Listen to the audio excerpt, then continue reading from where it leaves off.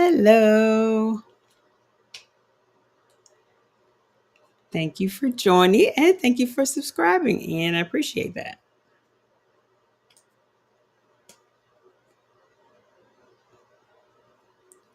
We will get started here in a second. How are you doing this evening? Can you hear me okay? I have a microphone, but it's further up.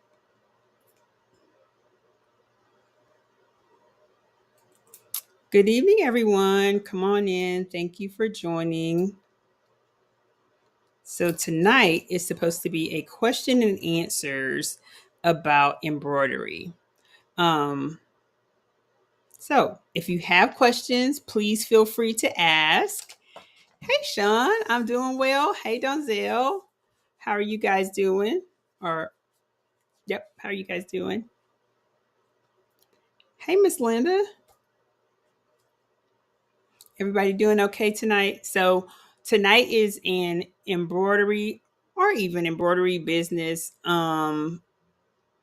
question and answer. So, if you have questions regarding embroidery or just some question that just kind of popped up weird or random, please let me know. Type it in the chat. And I will be happy to answer. But thanks everybody for joining. If not, I'm going to, if you have questions, just please put it in the chat. And I will definitely answer. Hey, Marissa, welcome in. Thank you for joining us. Hey, Miss Joanne. How are you ladies doing tonight? Oh, Donzel, this is your first time here too. Welcome in.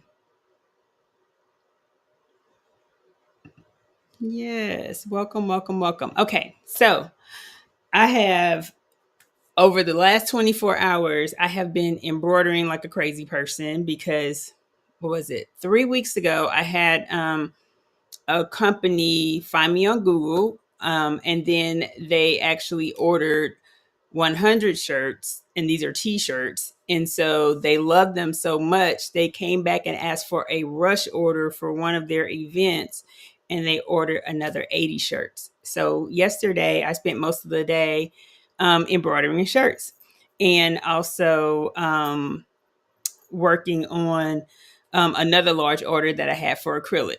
So I am very glad you guys joined me tonight for my lives. What I normally do is I've been doing like the top 5 things. And so because of that, I want to take a break and just answer questions because I know there's a lot of folks that are new and they are learning embroidery or getting more into the embroidery space. I want to make sure we had a space where people felt like they could actually ask questions. Again, welcome. I'm not sponsored or affiliated with anyone at this time, but I'm working on it.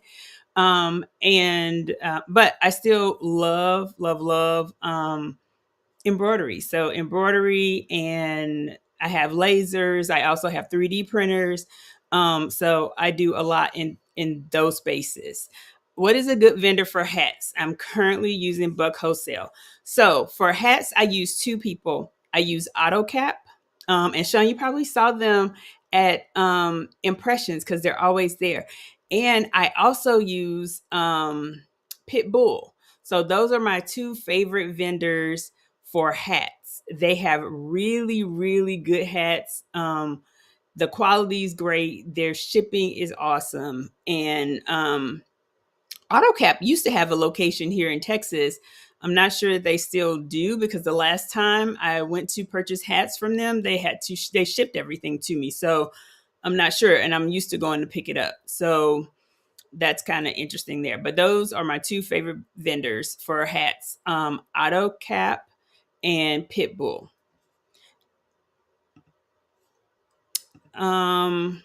So how do you pick a good stabilizer? So here's what I learned a while back. There are 3 vendors of all the stabilizer that we get in the world. Three. You hear me? Three. I found this out. Like, by the way, February is National Embroidery Month. If you didn't know that, it is. So what I learned was there are three major vendors, period, that create all the stuff that we get. And the way I pick my stabilizer is based on the material that I'm about to use. So for example, on these shirts, and I have the t-shirts behind me. So on these t-shirts, and they're long sleeve t-shirts, because it's a t-shirt, you really want to stabilize it, and it has stretch and all that kind of stuff. So I'm always looking for the material that I'm gonna use. So on a t-shirt like that, I would normally use a fusible stabilizer, and I do. So I keep my little cricket press, the little bitty cricket press thing handy, because I'll put that stuff in the hoop. Like I got one right there waiting to go on the machine. So I'll keep my little cricket press. I iron on the stabilizer and put it on there. But normally I pick my stabilizer by the fabric. Now, if you're talking about a brand of stabilizer, most of the time I use things Floriani. So like literally I use Floriani. And yep, so stabilizers for t-shirts is normally a fusible. So what I'm using right now on these t-shirts, and so guys, when I'm working on stuff, I have all my stabilizer right here underneath the base, especially when I'm doing like the left chest. So basically I'm using this no-show fusible. And so it's, I don't see if you can tell, but it's really shiny on the back. And so that's how it fuses in there. This is also really, really good if you're using a very light shirt. I ran out of the black because I had black of this as well. And so, but it is super shiny on the side that will fuse to the material, to the t-shirt. And what it does is it keeps it from moving at all. So that way you don't have to worry about it bulking or it doing some type of weird bulging or something like that. Now, Miss Linda, in the event you're talking about the brand of stabilizer, doesn't really matter because they're all made from one of three companies. And I've not found anything good, but I do have a lot of Floriani. So I use a lot of Floriani. And I do love pre-cut sheets. Like this is a time saver because they're already cut. I'm not trying to do a roll and all that. So I have my business set up with all the different vendors that are distributors. And so I normally just get mine at cost because I have my business set up that way. But that's normally how I stabilize a t-shirt. It is definitely with a fusible. Oh, how to center designs. Okay, so that's a really good question. So, a couple of things when you're doing a design, let's just say left chest, for example. And so I'm kind of like an old school person. I eye it, I look at it, and I'm really good with dimensions and things. But if you're not, a ruler is your best friend. So, what I would do is, where is it?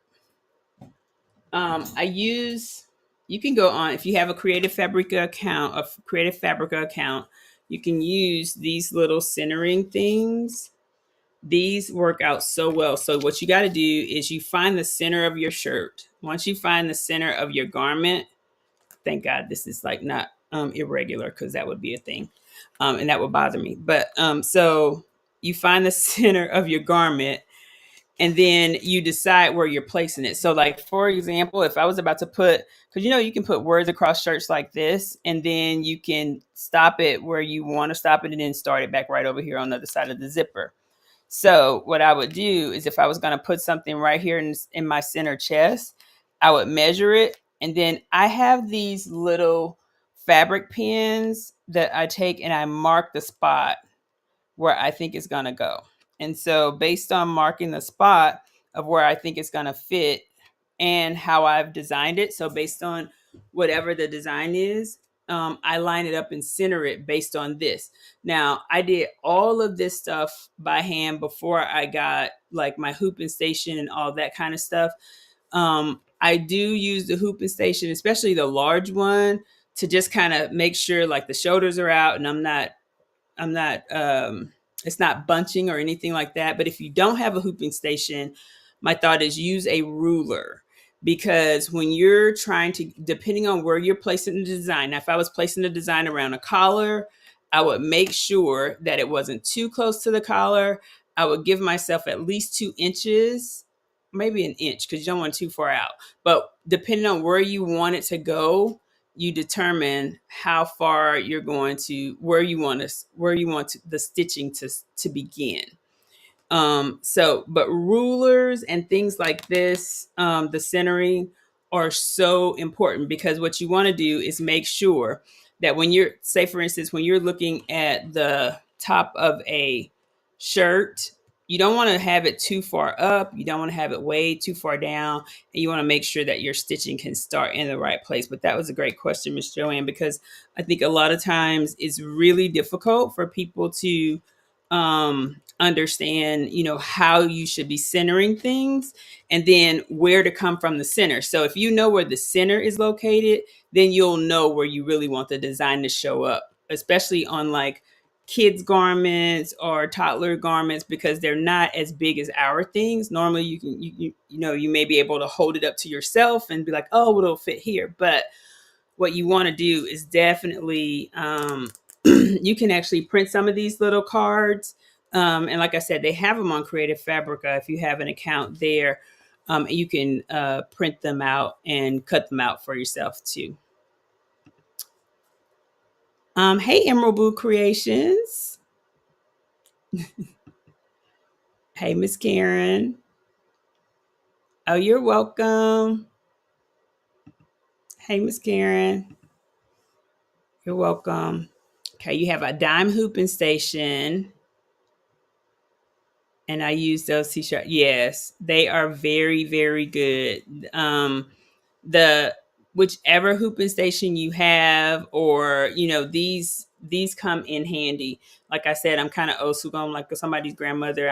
I don't use the recipe. I just put the food in there. But I do love using these for centering and making sure that I have some, especially when I'm doing things for infants or things for toddlers, because it does make a difference where you're placing that stuff. Hey, Rebecca. Hey, Latasha.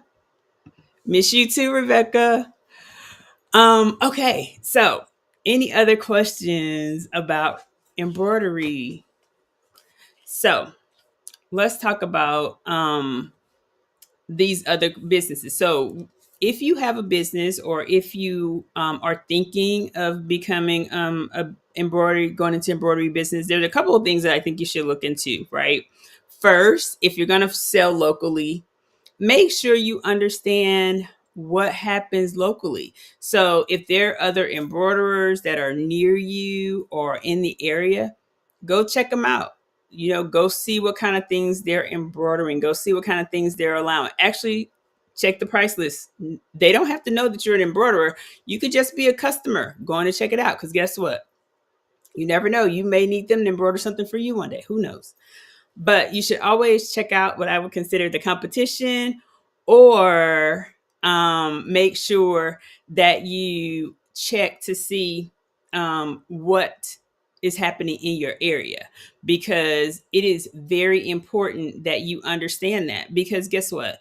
We can undersell ourselves. I'll give you a really good example of that. When I first started, people were asking me to put like the initials on their kids' cuffs and things like that for prom and stuff like that. And I was doing it.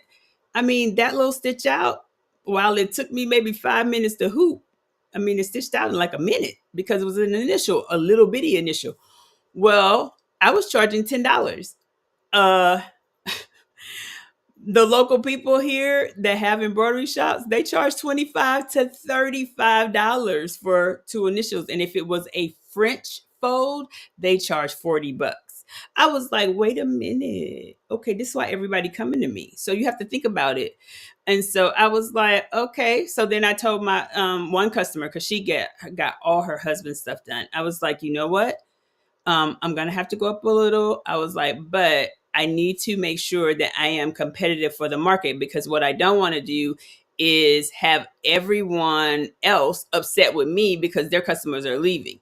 Because you can impact what's happening with everybody else if your prices are too low. But at the same time, if your prices are that low, you are missing out on you're missing out, because the difference is locally. If you're selling locally, you impact what's happening with others. Now if you're selling online, the world's your oyster. You can do whatever you want, price it however you like, right? But if you're selling locally, it does make a difference. And part of what my thought was that I was going to be a local seller, and I do that a lot. So I make sure that I go out occasionally, and I'll check around and see what's going on in my neighborhood to make sure I understand what's happening. Hey, Miss Veronica. And so, yeah, I make sure to check it out and go from there, because it makes a big difference. It really does. Thank you, Dunzel. So, that's one thing. So the second thing is, if you're starting a business and you're thinking about um, what vendors to use and things like that. If you have all of your things in order, if you have your business license, if you have your reseller's license, stop. If I know sometimes you have to, but if you don't have to go to like the local place, go to a distributor. Distributors are so important for us because they affect our bottom line. While we're trying to give the customer the best experience as well as the best price for their money, it's really, really important that you also get things wholesale. Because if you could get it wholesale, because like for example, hey, I have so many examples. Let me just tell you, that's the thing. Hey, Chrissy, um, one of the things that I did when I first started was I would go buy my thread from one of the local sewing shops. Hey, Nina. And so I was paying $21 for a spool of thread. Jeez Louise. When I figured out, like, I was like, oh no, I'm not doing this anymore. Like, I won't be doing that. So I found the different vendors that actually sold the thread that I like. Now, I tried a lot of thread. I tried Madeira. I tried Floriani. I tried that stuff Joanne's had. I mean, tried the Joanne's, some of the Joanne's threads. Um, but I love Floriani. I just love the look. I love the way it did. I do like Madeira. Don't get me wrong, because I do use Madeira and I use Floriani. Those are the two threads that I use for embroidery. So now those are like my favorite, all time favorites. So um, but I now get them all wholesale. So I actually buy directly from Madeira and I buy directly from R&K, who's the distributor for Floriani. So make sure you understand which wholesale places you should be buying from. A couple other places that I like besides R&K, I also buy from Hab and Dash. Hab and Dash is basically their distributor for Glide thread, and I love Glide for my quilting stuff. I use that. Um, they also have all of the bobbins. Like Hab and Dash owns Field Tech. So Hab and Dash is the Field Tech vendor. Make sure if you don't have a Hab and Dash account, you should get one. Like tonight, go ahead, sign up, get you one, because that's gonna be like all in. They have it. And Hab and Dash also they will have a really good sale on some of the stabilizers too. So check that out as well. What else? So, just to kind of give everybody a heads up. So my lives have been, when I'm doing the Sunday lives, my Sunday lives are 30 minutes or less. So I started out with my 5 things that I like. I wanted to take an intermission today and just kind of answer any questions that people may have in regards to embroidery. So if you have any questions, please feel free to drop them in the chat. And then let me know. I'll be glad to answer any questions you might have right now regarding embroidery. And then next week we'll be back on our 5 things. So let's see what I say. We get a vendor, get your distributors, make sure you know who your distributors are.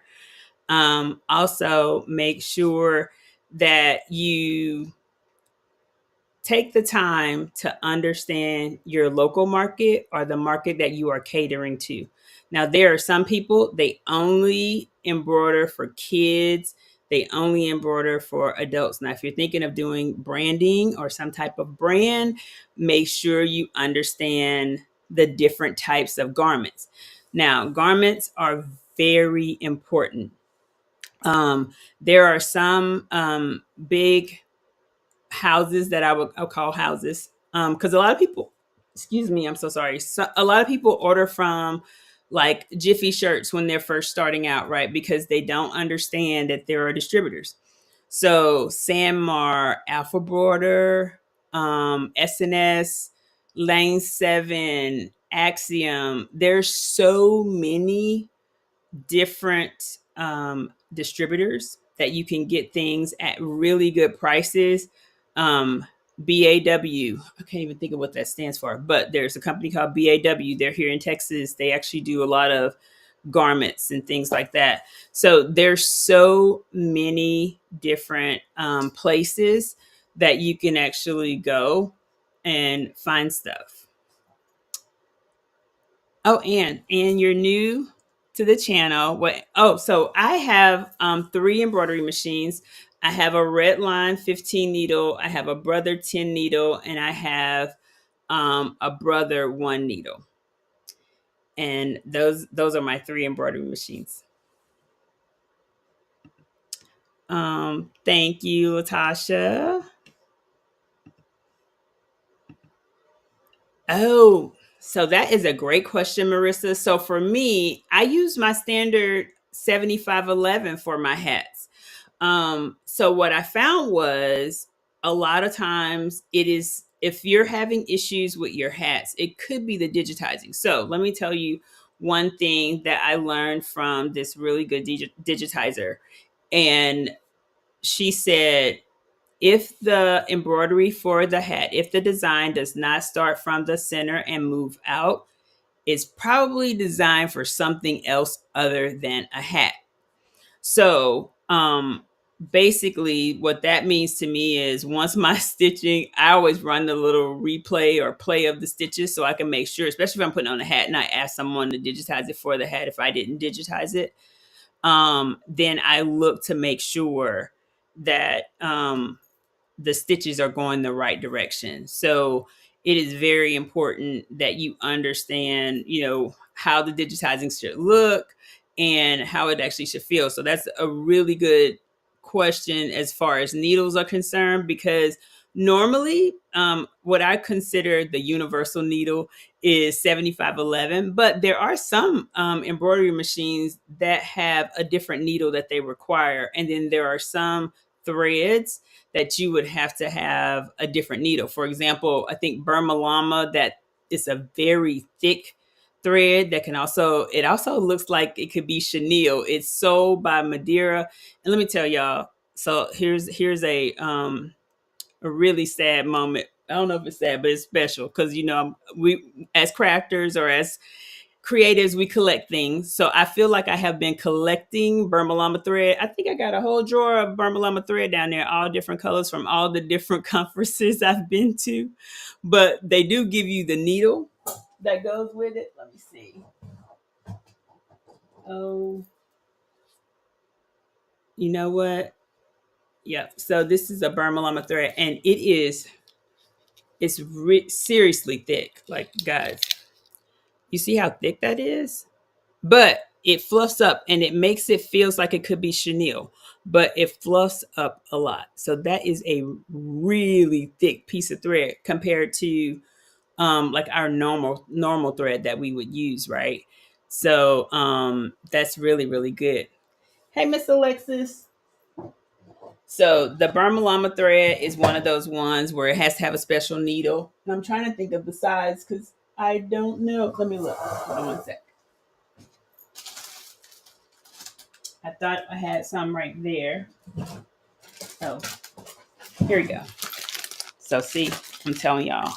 And this is Madeira. And it's called Burma Llama.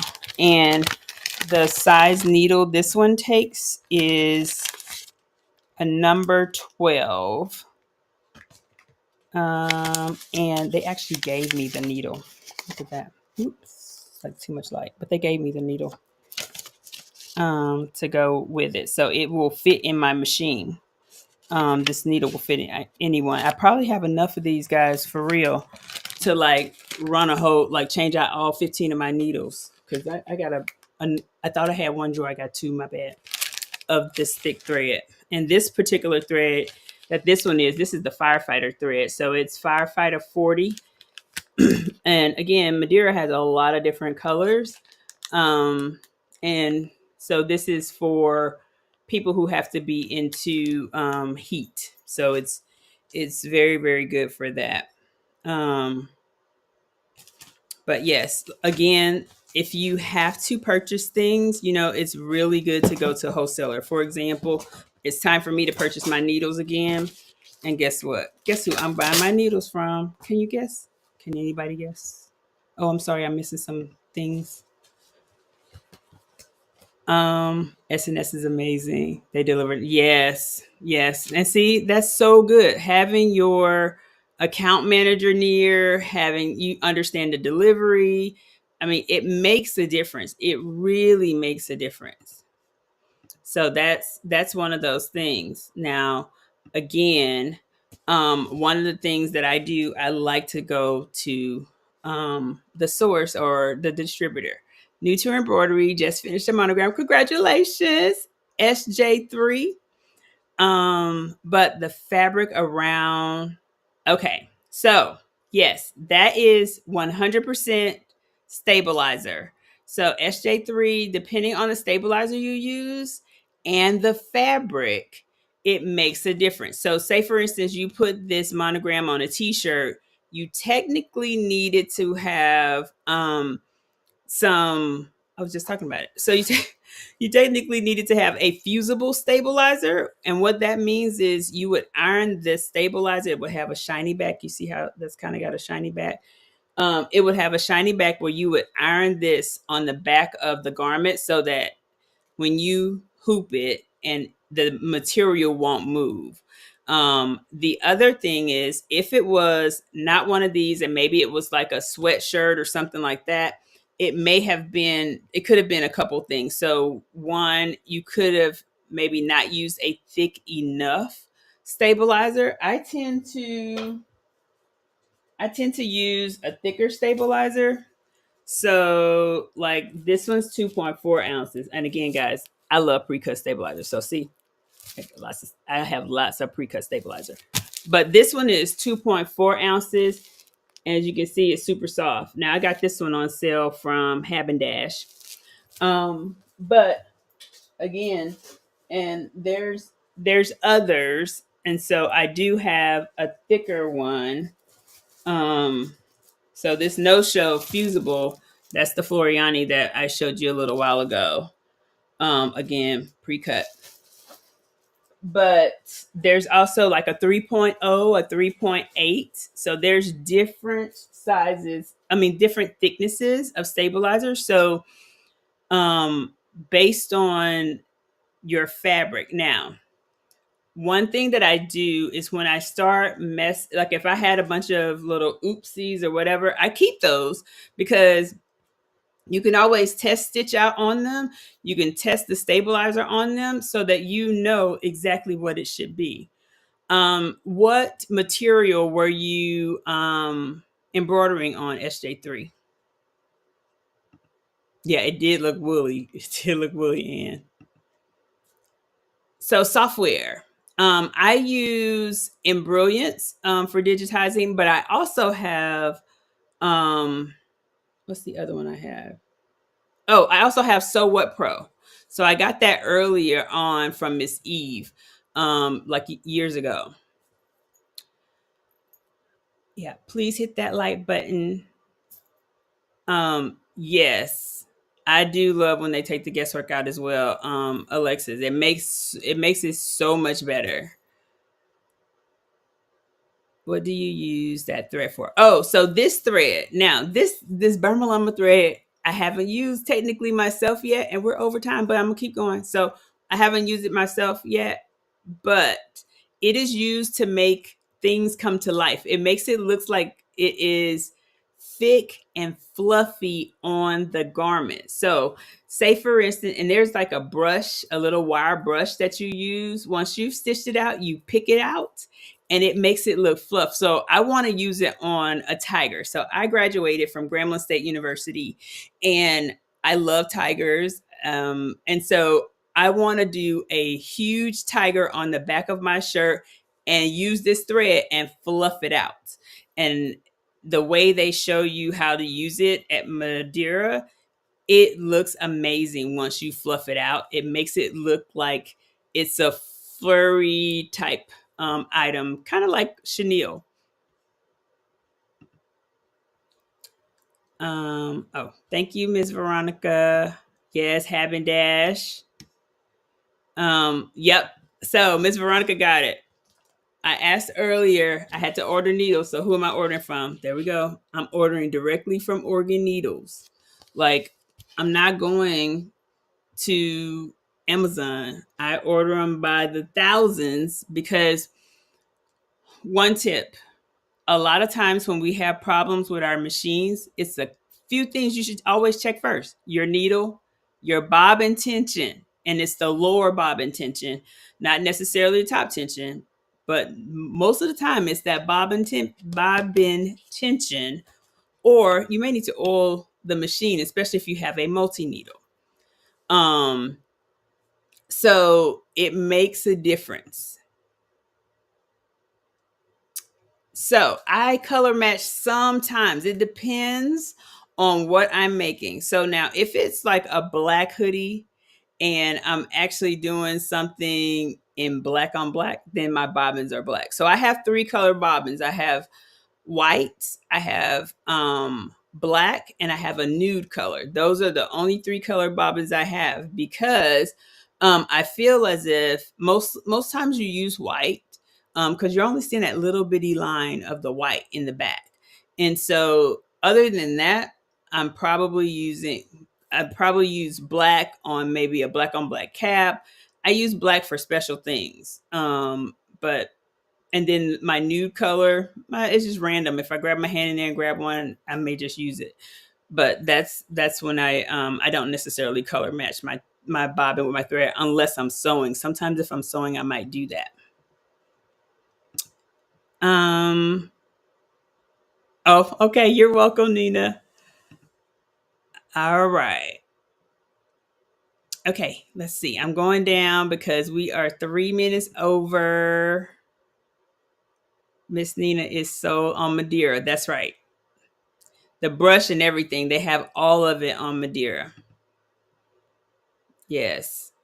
Now I'm gonna tell you who else normally has a really good sale. It's Haben Dash has a really good sale on their site. So does All Stitch. All Stitch always has a really good sale. Probably this time of the year actually. And so one of the things that I love is actually going out there just to see what they have. Oh, on a book sleeve using quilted fabric and cutaway stabilizer. Okay. So, a book sleeve. So that means the cutaway was probably not thick enough. Because there's different types of cutaway that has some has a thickness. Um, hmm, Trying to think. So yeah, so cutaway also has a thickness. Hold on, let me show you. So All Stitch has this, and I have a couple more from some other vendors. Texas Specialties has one too. So, and you said cutaway. So yeah, I think probably you may have needed something a little bit thicker, because there are some. So this is like the cutaways that they have, and you see they have black, but they do have what's called heavy duty, and that's normally like your 3.2 and above, like a 3.5 or 3.8. They normally have some pretty thick cutaways that you can use. So I'm thinking because of that, it's probably the fact that now the quilted fabric, is it thick or is it thin? Because some quilt, it may not have a whole lot of batting in there. Um, and because of that, is the quilted fabric stretchy at all? Because if it's stretchy, then you still might need a fusible. So it just depends on what's going on with that fabric. So Miss Joanne, I've been embroidering now. Oh, so I bought my embroidery machine because I wanted to embroider a blanket. I wanted to make a blanket, a quilt for my niece. So it's been almost 8 years. It's been almost 8 years now. Um, all right.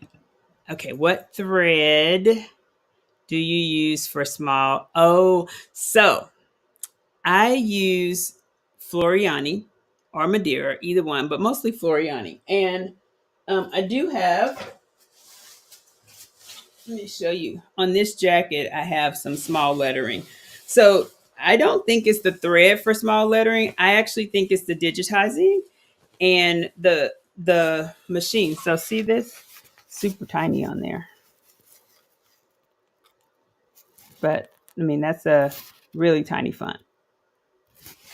But yeah, this is my jacket, and I keep it around because if I decide to go out somewhere or do something like I'm dressed right now, I literally just throw this on and I'm automatically representing my company.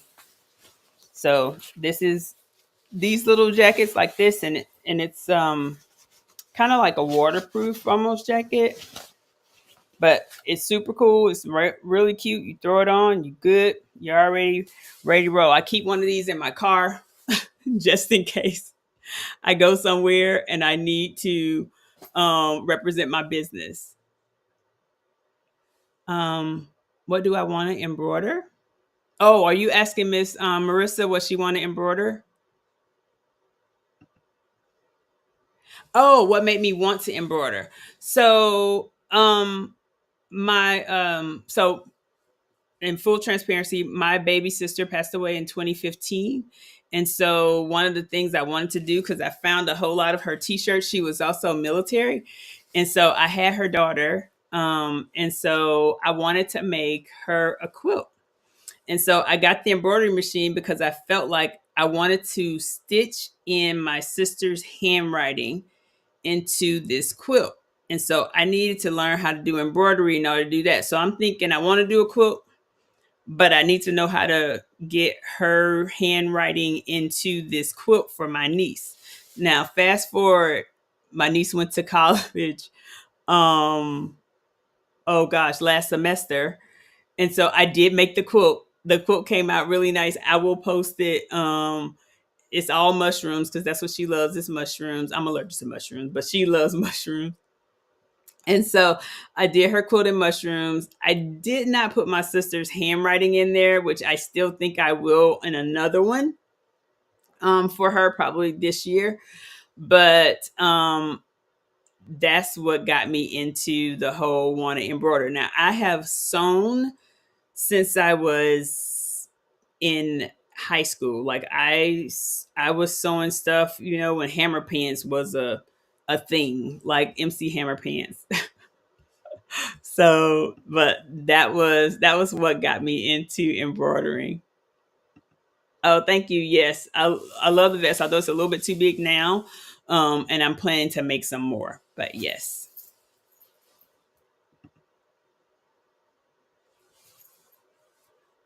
Oh, t-shirt quilts. Yes. Okay. Awesome.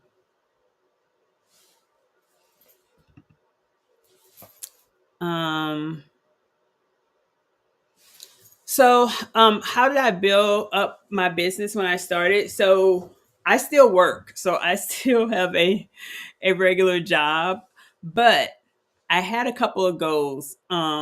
One, I wanted to do some things to get into the stuff that my niece was into. One was dance, and I'm like, oh my god, these kids, you got to buy all this stuff. All this stuff comes embroidered. I could embroider these things. So I wanted to get into the schools. And then I also wanted to do some things to help other small businesses brand themselves because I started going to conferences in the embroidery space. And then I met a lot of people that didn't have their names on them besides a little hang tag. And I hate those hang tags. I'm like, I want to take them off. Actually, I always clip mine on the side of my pants because I don't like them. So I always have on something with my name on it. And so I wanted to help others learn to brand themselves. So whenever I go out, I always have on something with my company name on it. And so that was one of the things that thought I started thinking about, okay, what can I do to help people? And so I got involved in the local chamber to meet other business owners and to show them. So then when they ask me what I do, I do this. I embroider. What do you do? Where's your name on your clothes? I don't see it. Where your polo at? So I'm always asking people about that kind of stuff. And so that started getting me into the place of this is what you need to do. This is how you can help you. So I just started helping people in that sense.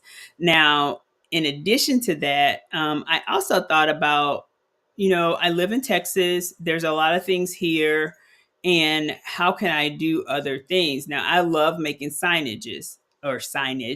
So I love making signage. And with that, I was like, well, there's this thing called Hub Zone. Maybe I should get in that. I did. So I grew my business by meeting others and just putting myself out there. But at the same time, I also started because I was in Hub Zone.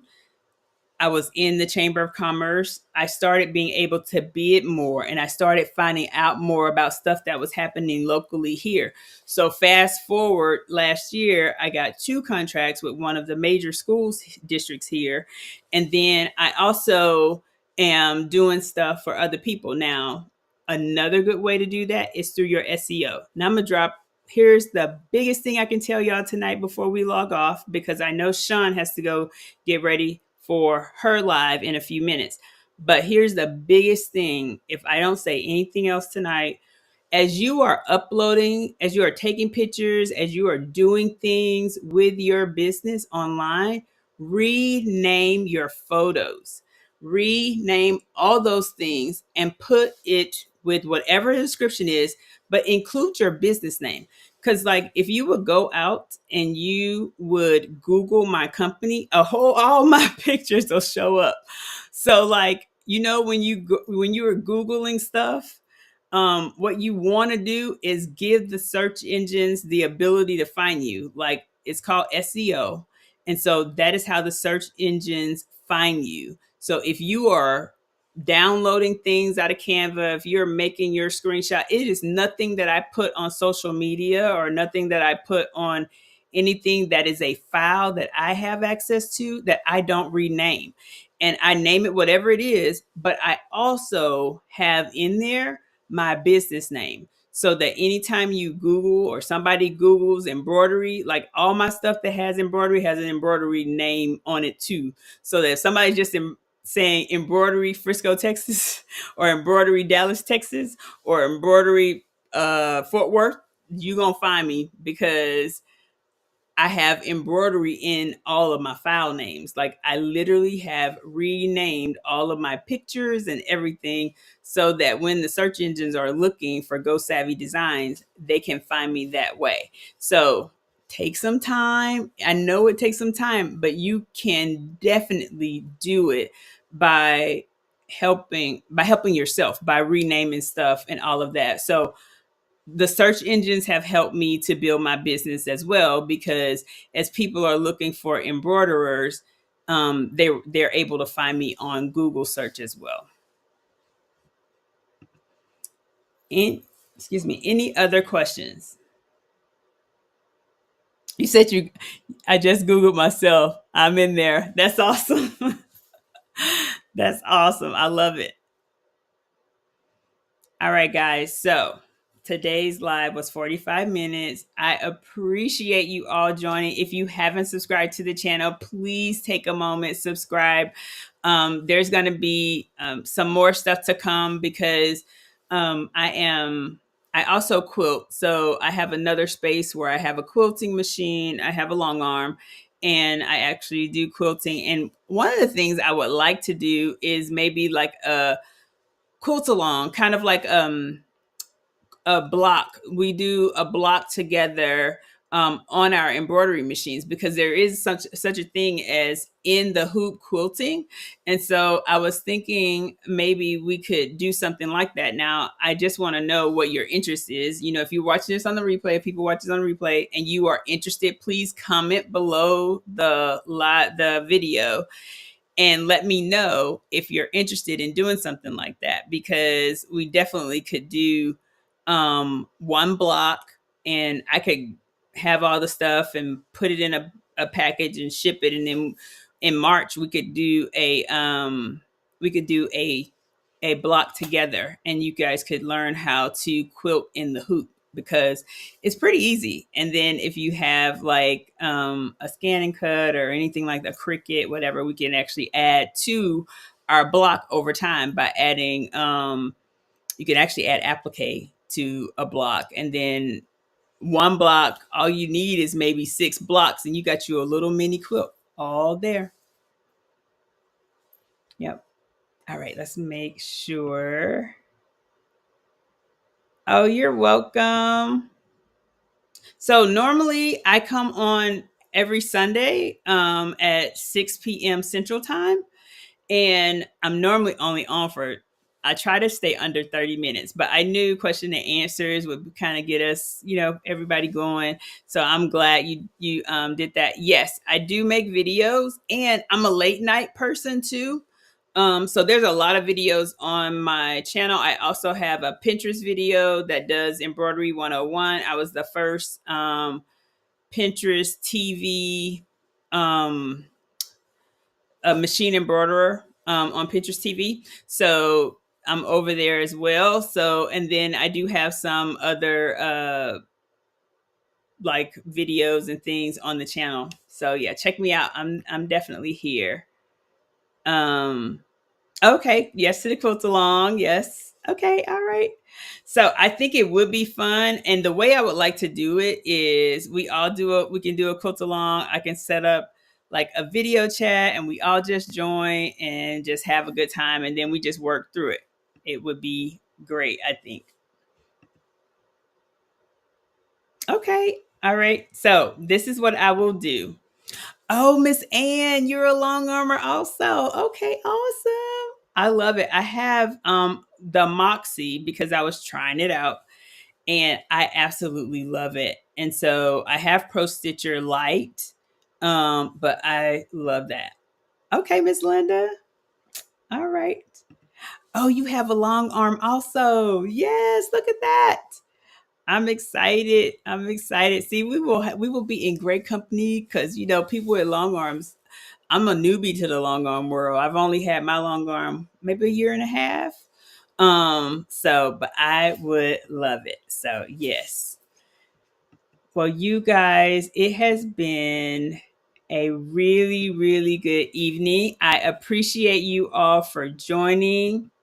Um, Oh, you have APQS. Oh my gosh, that's what my friends over at Linda's Electric Quilts, they have that. Well, I'm glad you guys enjoyed it. I'm glad you enjoyed it, Donzel. Please make sure to come back. SJ3, hey, my email I think is in the bottom of it's going to be in the bottom of the live. So if you have any other questions, please feel free to email me. I check my email at least once a day. At least I try.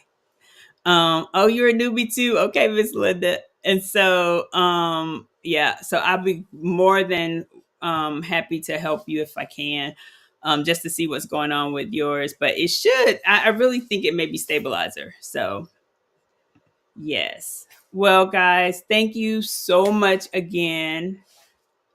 My machine is old. Well, but you know what? It's still working, and a gift is better than paying for it.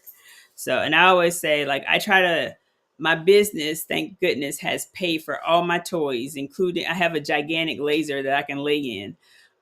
So I do things like these, I engrave on tumblers, and I just made a slew of badges that I've already packaged up for delivery tomorrow. But yes, so like, I love all that stuff. And, to have something as a gift is very, very good. Very, very good.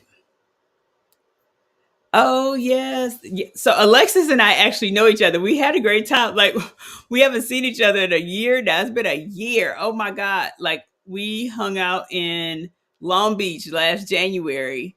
And so we've known each other for, it's been 3 years now, I think. But yes, yes. But thank you guys. Thank everybody for joining the live. I really appreciate you.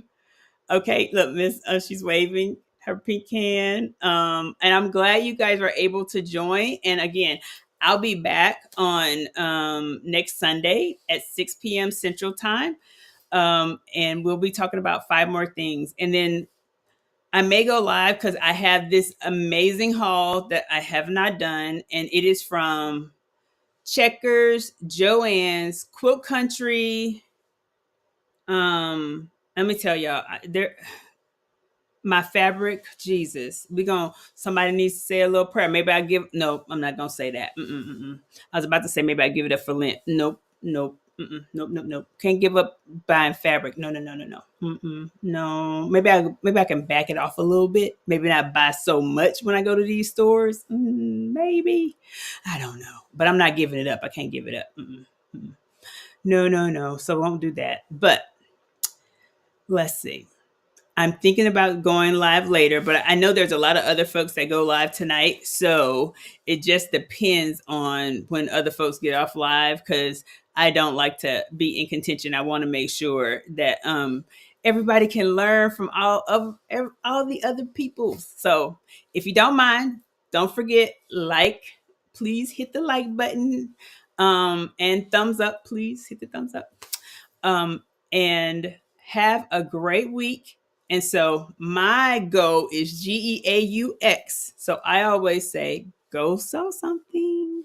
And it's GEAUX. So have a great week. And I will be chatting with you later. Bye. Oh gosh, I missed some stuff. She said fabric fetish. Yes. Thank you guys. Have a good evening.